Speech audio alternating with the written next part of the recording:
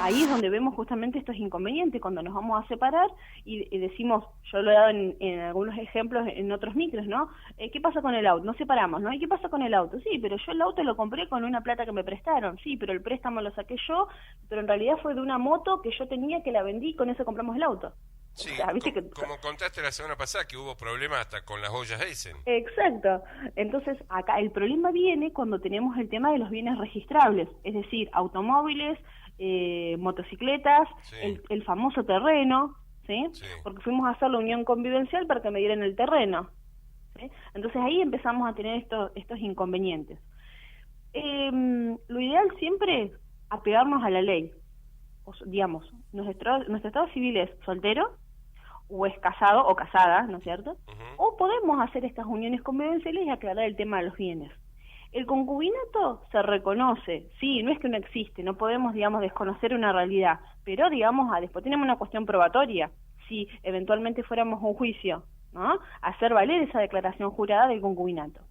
Y acá un tema que me viene ahora a la mente. Muchas veces, muchos clientes me dicen, pero no fui a dar de baja el concubinato, ¿no? Porque se separaron. No, no es necesario ir a dar de baja el concubinato. No es como cuando me caso y después me tengo que divorciar. ¿Por qué? Porque casarme o hacer las uniones convivenciales a mí me genera estado. ¿Qué quiere decir? De soltero me paso a casado. En cambio el concubinato no me genera estado. Entonces no es que me separé y tengo que ir al registro civil a darle de baja. ¿Y en la unión convivencial tengo que ir después a darle de baja? Sí, después, Ah, no técnicamente es decir dar de baja, pero se hace un trámite para aclarar esa situación, tampoco porque es un probablemente me sometí también a un régimen de bienes. tampoco es un divorcio, un juicio de divorcio. Claro, sí, sí, Es algo más exacto, administrativo, digamos. exacto, Bien, más bien de ese tipo. está bien. Todavía yo no he escuchado, digamos, acá en la zona, pero sí sé de personas que han, digamos, hecho uniones convivenciales y han establecido el tema de los bienes. Conozco inclusive muchos colegas que a modo de experimento lo han hecho. Por la duda. Por las dudas, claro, Claro. no está mal. Es decir, si La, no, digamos, la moto y el auto son míos. Punto. exacto.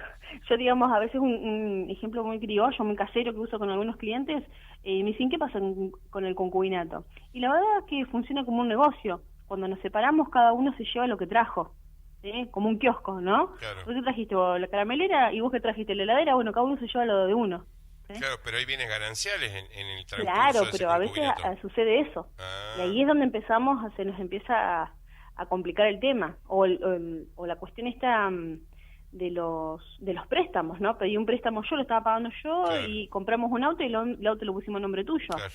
Digamos, a nivel probatorio va a ser de la otra persona, pero bueno, ahí entramos en todo un juego de cuestiones. Ahí aparecemos los abogados, pero antes que aparezcamos nosotros es bueno estar asesorados siempre. Claro, acá puede pasar hasta en un terreno. Se compra un ¿Sí? terreno, lo empieza a pagar, supongamos, el marido porque es el que trabaja, pero está a nombre de la mujer, que es la ama de casa. Claro, sí, sí, sí, exacto. Y Sí, puede sí, sí. ser que ahí surja un inconveniente. Exacto, Bien. a modo de cómico, ¿no? La otra vez veía en Facebook un meme que decía, no se debe construir en el terreno de los suegros.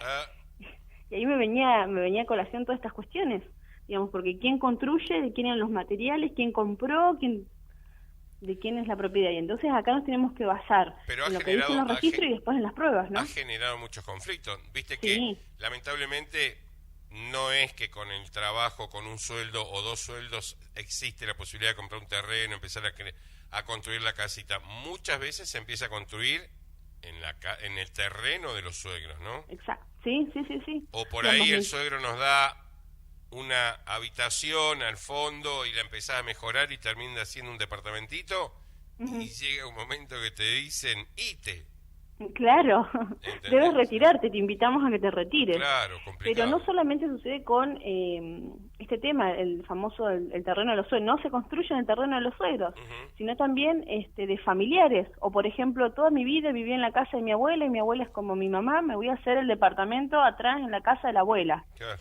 Y después aparecen mis tíos que nos llevábamos re bien, pero empezamos a tener problemas. Y dicen, no, digamos, acá tenemos cuestiones más profundas del derecho como la accesión, que significa que todo lo que esté accedido al terreno le pertenece al propietario del terreno. Claro. Entonces ese departamentito ya no me pertenece tanto, sino a los propietarios del terreno, o sea, a mis tíos. O Claro, sea, y hay todo un tema. ya ahí se involucra en una sucesión. Exacto. Donde te llevabas bien con la abuela, pero no con los primos, o Sí, con sí, los o me lo tíos. dijo mi abuelita me lo dijo en el último suspiro, Sí. todo va a ser tuyo. Sí, pero no quedó nada en papeles. Claro. Sí, sí, sí, sí, sí. Bueno, y otros conceptos que también tenemos nuevos. Antes hablábamos de la tenencia, ¿no? Cuando teníamos hijos, ¿no? Sí. ¿Quién tiene la tenencia? Tenencia compartida. Pero ¿qué pasa? La palabra tenencia también lo usamos en otra rama del derecho, que es el derecho penal. Hablamos de tenencia, ¿sí? Por ejemplo, de estupefacientes, tenencias de armas. Entonces, la idea de tenencia, la idea de propiedad de los hijos, es rara dentro del lenguaje de los abogados de familia. Entonces empezamos a hablar, no hablamos más de tenencia de los hijos, sino que hablamos de cuidado personal. ¿Y de dónde viene esto? Les doy un ejemplo. A ver, ¿quién tiene la tenencia, no? De Agustina, vamos a poner a Agustina de ejemplo. ¿Quién tiene la tenencia? ¿No? Hoy la tenencia es compartida. Sí, pero cuando esté con vos y le llega a pasar algo, vos te haces responsable, está a tu cuidado. Uno suele decir esto en derecho de familia o cuando uno tiene audiencias. ¿Sí? Si le llega a pasar algo a la nena o al nene, cuando esté con vos, es tu responsabilidad. Acá viene la idea de responsabilidad parental. Sí. Y también, y está a tu cuidado, no la dejes a cuidado de otra persona. Entonces, ahí vemos cómo no se llama más tenencia, se llama cuidado personal. Digamos, la idea sigue siendo la misma, el instituto, digamos, de familia sigue siendo el mismo, la idea es la misma, pero le cambiamos el nombre. Después, otro concepto de familia reformado, antes hablábamos de régimen de visita, ¿sí? Cuando nos separamos y tenemos los niños, las niñas o los adolescentes, hablamos del régimen de visita, ¿no? Va a venir tu papá de visita, tu mamá me prohíbe las visitas, ¿no? Y la verdad que la idea de visita, ¿quién es visita? Visita es un amigo, un familiar que viene el fin de semana, que compartimos un momento agradable, un mate con torta, ¿sí? Y la verdad que la idea de compartir con mis hijos no es siempre vivir estos momentos agradables o solo esos pequeños momentos, como una visita, sino que también está vinculado a pertenecer, digamos, o estar informado en la vida cotidiana, en la vida cotidiana de mis hijos, en saber de sus actividades, de cómo están, de que tenga esa confianza, no que esos 2 días o esas horas me cuente cosas, sino de todo, digamos, estar involucrado en toda la vida de mis hijos. Entonces no lo llamamos más régimen de visita, lo llamamos régimen de comunicación, porque tal vez los papás están separados y hay una cuestión de distancia, pero sin embargo tienen comunicación con estas nuevas alternativas de la tecnología, videollamada, WhatsApp, y eso, por ejemplo, lo vimos mucho ahora en la pandemia. Claro. No tenemos contacto personal, ¿sí? Pero tenemos comunicación. Entonces no se llama más régimen de visita, se llama régimen de comunicación. ¿Sí? Va a ser lo mismo, nada más que de otro nombre. Tiene otro, está bien. No, pero está bien porque es más moderno, más actualizado. Es actualizado, seguro, seguro. Después, antes hablábamos de una figura que estaba presente mucho en las familias, que tenía una connotación peyorativa, fea, ¿no? Por ejemplo, el padrastro o la madrastra, ¿sí? La pareja de mi mamá o la pareja de mi papá. Sí. Que a mí madrastra me hace acordar del cuento de la Cenicienta, ¿viste? La madrastra mala. Sí. Pero ¿qué pasa? Esta madrastra o padrastro a veces en estos vínculos de familia cumplen ese rol de papá o de mamá, por las distintas circunstancias que sea. Tal vez tengo más contacto, más afinidad, más confianza, o estuvo presente en algunos momentos de mi vida mucho más mi padrastro o mi madrastra que mi papá biológico, por las circunstancias que sea. Sí. ¿Sí? La lejanía, la separación, un fallecimiento. Y a veces sucede que hay una separación y la pregunta es, ¿le puedo pedir a esta madrastra o padrastro alimentos o este padrastro que se encariñó y que para mí es como mi papá pero que no lo es? Le digo papá del corazón, por ejemplo, ¿quiere seguir teniendo contacto conmigo? Entonces no lo llamamos más así, ahora lo llamamos progenitor afín. ¿Sí? No lo vamos a decir más padrastro ni madrastra, lo vamos a llamar progenitor afín. Y con ello también surgen muchos derechos y también pueden surgir obligaciones. Entonces, la pareja de mi mamá o mi papá acredita también esta condición de progenitor afín. A ver, no es un novio que tuvo mi mamá, que tuvo un tiempo, que iban y venían, que yo de vez en cuando lo veía, no. O la novia de mi papá, no. Estamos hablando de personas de significancia en mi vida, que cumplieron ese rol. ¿Pudieran llegar a pedir un régimen de visita con alguno de los niños y niñas adolescentes? Sí.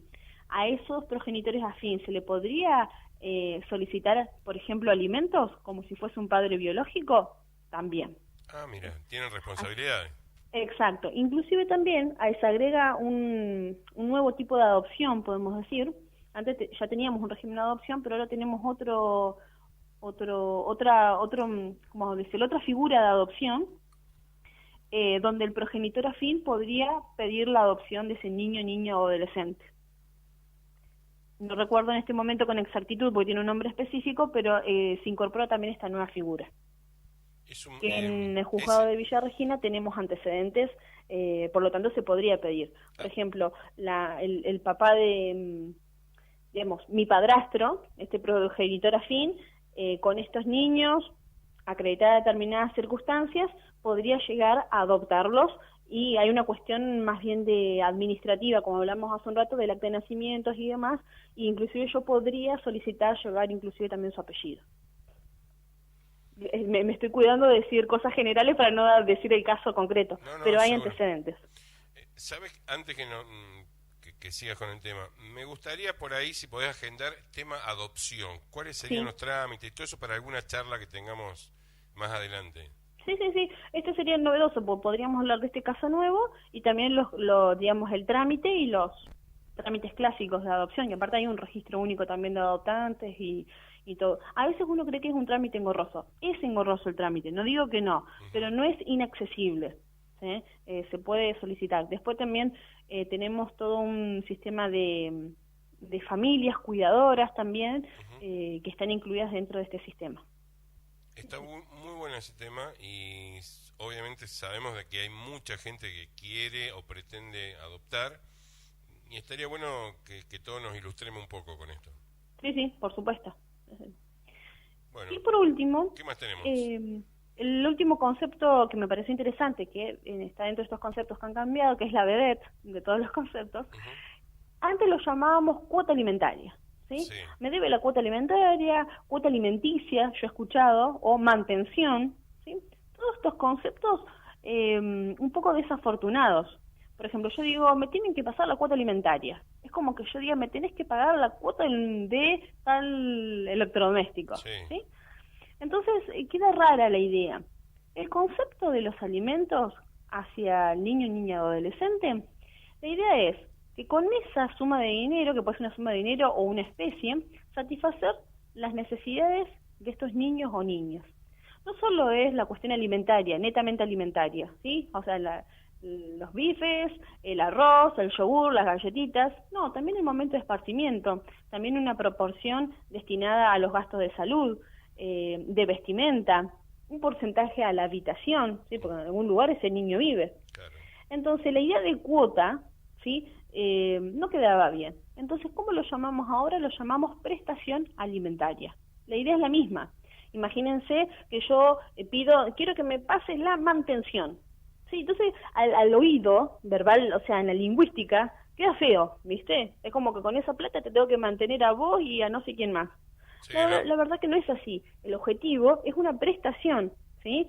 Es un concepto a los fines de satisfacer tales intereses o de determinadas necesidades que las tengo que satisfacer en dinero. Pero no quita que lo pueda satisfacer de otra manera. No siempre las prestaciones alimentarias se dan en dinero, muchas veces se dan en especie. Esto también es interesante, y esta es una de las reformas. Todo este concepto que yo he hablado, insisto, la idea sigue siendo la misma, pero le cambiamos el nombre, lingüísticamente suena distinto. Esto por otro lado, yo también como abogado mediadora y haciendo a veces análisis de estas cuestiones, cuando uno está con los asistidos, tiene trascendencia. No es lo mismo que yo a alguien le pida, pásame la mantención, a que le diga una prestación, digamos, cambia la actitud, la postura, esto de la percepción. Es muy interesante para los abogados de familia que trabajamos estas cuestiones. Así que bueno, estos serían los conceptos más trascendentales que han cambiado. Aclarame algo, vos dijiste ahí, Rosana, que también esta prestación alimentaria puede ser en especie. Uno escucha muchas veces gente que se separa y tiene problemas o no le gusta abonar esta prestación alimentaria porque dice la madre se lo gasta en cualquier cosa menos en mis hijos. ¿Puede esta persona conciliar, negociar, no sé cómo se llama, decir, bueno, yo le compro la ropa, no sé, los alimentos que necesita y otro porcentaje puede ser en dinero en efectivo, pero puede ser de esa manera. Sí, sí, digamos, cuando, mira, eso también fue un poco por la experiencia, yo he hecho acuerdos de todo tipo, como te imaginarás, por ejemplo, a modo ejemplificativo, cuando hemos tenido bebés, por ejemplo, ¿no? Sí. Como me pasa a mí con Agustina, tienes mucho gasto en pañales, o a veces el bebé toma leche, o toma una determinada leche, ¿no? Entonces, parece que la mamá estuviera solicitando una suma exacerbada por el costo de determinada leche o determinados pañales. He hecho acuerdos donde una parte de la prestación es en dinero y otra parte es que, por ejemplo, el papá facilitará todos los viernes o cada 15 días, tiro ejemplos, ¿no? Sí. Tanta cantidad de pañales y ahí ponemos las características que queremos que tenga ese pañal, tal marca y de tal talle, por ejemplo. Bien. Entonces ahí vemos cómo estoy satisfaciendo esa necesidad que tiene ese niño y no en dinero, porque yo creo que la madre se lo gasta en otra cosa. Entonces, ¿qué hago? Le doy esos pañales. O, por ejemplo, tantas latas de tal leche. Entonces ahí vemos cómo estoy cumpliendo con mi obligación alimentaria en especie. Y ahí se da doy un cuenta el ejemplo padre, muy chiquito. ahí se da cuenta el padre lo que cuestan los pañales y las latas de leche. Exacto, y eso también es una cuestión que yo los analizo, no solo siempre con las mamás, sino también con los papás, porque yo tengo clientes de todo tipo, asistidos, esto también se analiza, a ver, saquemos cuenta, a ver, ¿no? Y ahí vemos también el verdadero interés, si es un problema de dinero o es un problema de qué hace la madre con el dinero, o si yo realmente tengo un interés en satisfacer el interés del niño. Claro. Otro ejemplo, cuando hay cuestiones médicas, ¿sí? Por ejemplo, uno de los padres solventará los gastos de, por ejemplo, una ortodoncia o anteojos, o eso también, digamos, es una manera de colaborar con la prestación alimentaria. Con los chicos adolescentes podemos hablar de indumentaria, un determinado calzado, a veces también coordinamos el famoso inicio de clases. Los precios de las zapatillas se vuelven locos los padres ahí. Por ejemplo, a veces cuando llegamos a acuerdo en especie, con el tema de la indumentaria, si por ejemplo el chico va, o el niño o niña, va a un colegio, estos de tipo privado, coordinamos, por ejemplo, que uno de los progenitores se va a encargar de comprarle el uniforme, ¿no? De principio de año. Entonces con eso estoy satisfaciendo ese interés del niño yendo a comprar la ropa. Está bien. O por ejemplo el equipo de gimnasia, o a veces se coordina determinada cantidad de muda de ropa al año. Sí, eso se coordina. Todo eso es posible, entonces. Sí. No se suele pedir a veces que, yo sé que muchos que están escuchando en este momento en la radio piensan en que le quiero pedir a la madre o al padre, ¿no? Indistintamente, que me haga una rendición de cuentas, ¿viste? Como una planilla, que me ponga, hoy gasté tanto. No, eso no se pide, no es común, no es habitual. Es una cuestión un poco violenta también, pero sí podemos de esta otra manera. Bueno, bien. Interesante. Muy interesante el tema, doctora. Bueno, muchas gracias. Nada, ya notó ahí, agendó otro tema interesante también, el tema de adopción, así que sí, vamos a estudiar en la semana este tema y voy a charlar. Me gustaría poder conseguirles datos, ¿no? Para poderles dar datos precisos, también con distintos organismos que yo sé que hay.